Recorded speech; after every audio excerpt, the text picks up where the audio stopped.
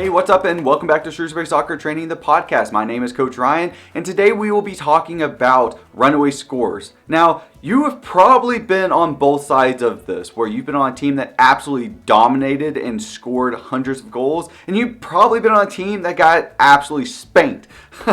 It sucks to get absolutely spanked, but it doesn't feel just as good to know, hey, we just put 12 points up against you in soccer.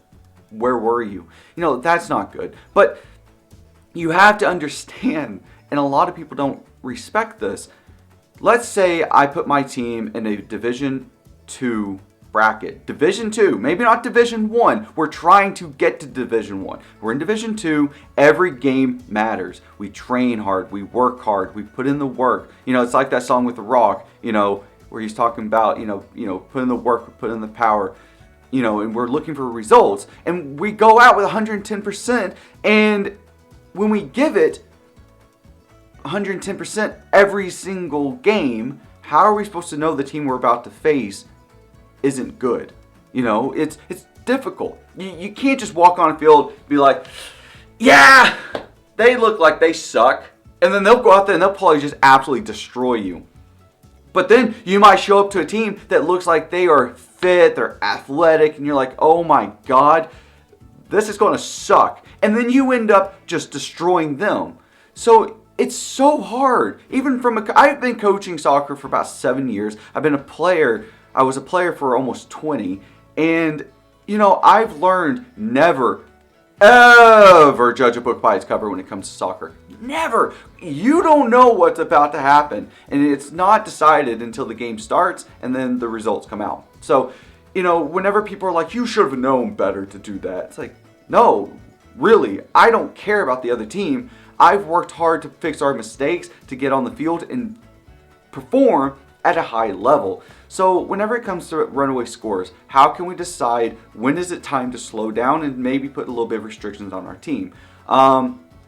In soccer, if you put up 5 points and the other team's still struggling just to get onto your half of the field, maybe it's time to put in a couple of restrictions.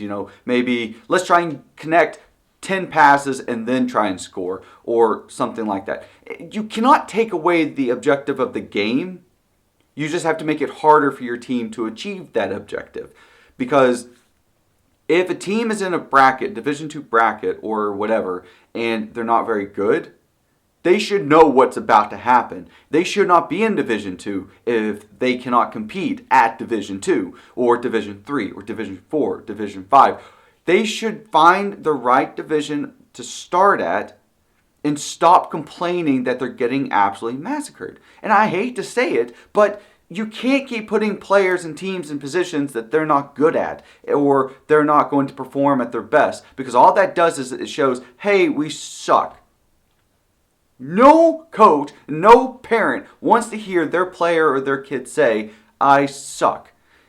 You will be put in challenging situations, but you can't be put in a challenging situation to the point where you think you're not good. It's not true. You love the sport, you're going to be good at it. Sometimes you're just trying to find that nice, what I call the orange area.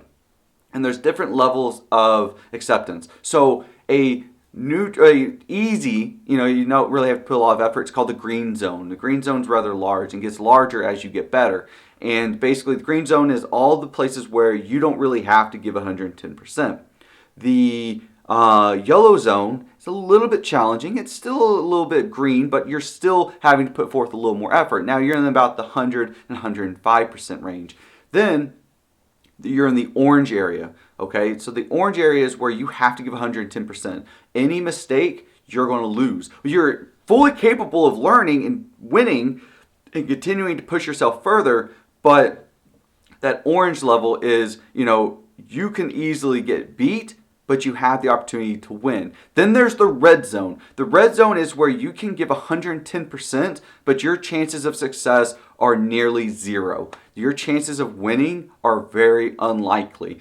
And when you start to think of things in these levels of degrees, now you're able to see, okay, maybe I'm getting a little bit too green. Let's start trying to get into the yellow, into the orange to really push ourselves up closer to that more challenging orange. And it's hard to do. But whenever you start to train day in and day out, and you're constantly in the orange and pushing yourself sometimes into the red, but not so much, and you keep pushing and pushing and pushing, and then all of a sudden you're in a position where it's in the green, and you're like, this is hard. It's harder to play bad than it is to play good, to be honest, because to play good takes, effort, training, and practice. You can work on that. But to go from I'm a good player, now I have to figure out what to pass. Do I shoot? Do I just give it to them? What do I do?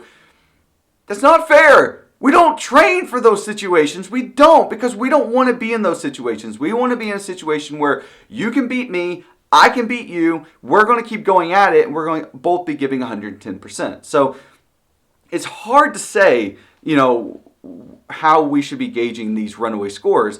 And to be honest, the only time where the runaway scores is acceptable is in professional league and college league. I'm sorry if that upsets you, but if you're getting a contract and you are paid to play a position on the field, whether it's NCAA, NAIA, MLS, Prim League, whatever, if you go out there and you get destroyed 8-0, the coach should be fired. The staff should be fired. And the reason why is because they're not doing their job and preparing this team properly. Or the players should be like, look, dude, you need to figure out what's wrong with you because you're getting paid a lot of money to perform at a high level. We're not dumbing down to your level. You need to get up to ours. So professional level, you're filling a position. Even at the college level, if you have a scholarship, you're being paid to be in that position. You need to figure out what needs to be done. At youth levels, coaches, parents, and clubs and programs need to make sure that they are really paying attention to the skill level and those levels of acceptance. So, what should we do about runaway scores at youth level? Well, pay attention to them. We need to see what's wrong, what's going on. Maybe we're at a high level, or maybe the team that should be in a higher division has decided, we won't have an easy one, and drops down to green. Now, that's wrong. I don't like it when someone who should be in Division 2 comes down to Division 6 and just destroys everybody because they just didn't feel like trying hard. That's lazy. That's lazy. Now that's bad, and that should be regulated. But runaway scores is more than just the team going out there continuously to push. Now that coach who was just pushing his team to keep trying hard, it sucks, but at the same time, if that's the competitive league in which they're in and they're trying to go to state, sometimes points matter. It's not fair, but once again, you can't tell a coach, hey, you're doing too good of a job. Stop. Or tell a player, hey, good job, Johnny. You did fantastic. Now stop doing it.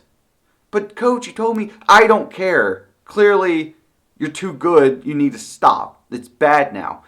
That's not right. We should be praising hard work and effort. Now, to go out there in a basketball game, though, and beat a team nearly 100 points, that's wrong. But at the same time, high schools put themselves in that bad position by pretty much saying, we're going to have an agreement. We're only going to pay our coaches stipend. We're not going to hire any coaches full time. Sometimes we'll just, hey, Jimmy, you're the history teacher. You want to be a soccer coach? I don't know anything about soccer. Well, you're going to do it anyways. Congratulations. And then you wonder why that team gets absolutely destroyed. It's because coaches sometimes aren't coaches. They're just your teachers in high school. And sometimes some high schools will hire a coach outside to come in for a season. That team wipes the board, wins every game, and you wonder why. It's like because you have this stupid agreement, and what do you want? You can't do anything about it. Like high schools, almost no high schools have a full-time coach in their position. Not for football, basketball, soccer, tennis, whatever. They all have these weird agreements that say, we will not hire a full-time coach. We will not pay a full-time coach. And that's the reason why some high schools just don't have good coaches. I'm sorry, but that's why, it's just not good. And some private schools do have full-time coaches, some private schools do, but private, that's the key. They have the money and they don't have the agreement, so they can hire a full-time coach. But public schools have an agreement with each other that they will not hire full-time coaches for their sports programs. So, Anyways, if you have a problem with runaway scores, let me know. I would love to discuss or have a conversation with somebody about runaway scores and how we can better regulate them in ways and, get different conversations going. Because to tell you the truth, it is a very controversial topic, and it can be pretty difficult to talk about. But at the same time, there's so much we have to take in consideration.